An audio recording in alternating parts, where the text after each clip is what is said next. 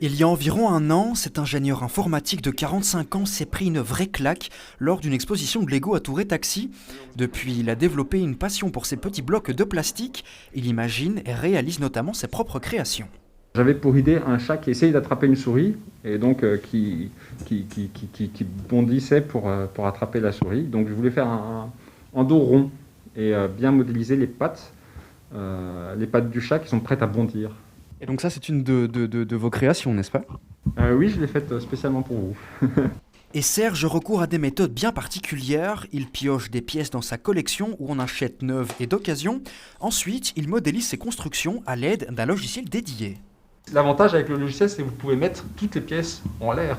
Si elles sont tenues par rien, elles vont tenir. Hein. La gravité n'est pas simulée, donc la pièce va rester là où vous la mettez, même si elle n'est soutenue par absolument rien. Donc vous mettez tous les éléments de carrosserie pour reproduire la silhouette de la voiture. Alors je travaille aussi sur plan. J'ai imprimé des plans de la voiture, des blueprints que vous pouvez aller chercher sur Internet. Vous les imprimez, ça vous permet de prendre des mesures.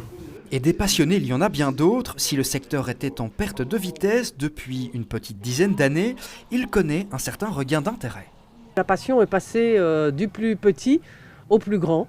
Et c'est-à-dire que maintenant, on a une vraie passion des plus âgés qui se mettent à construire des Legos qui deviennent de plus en plus difficiles.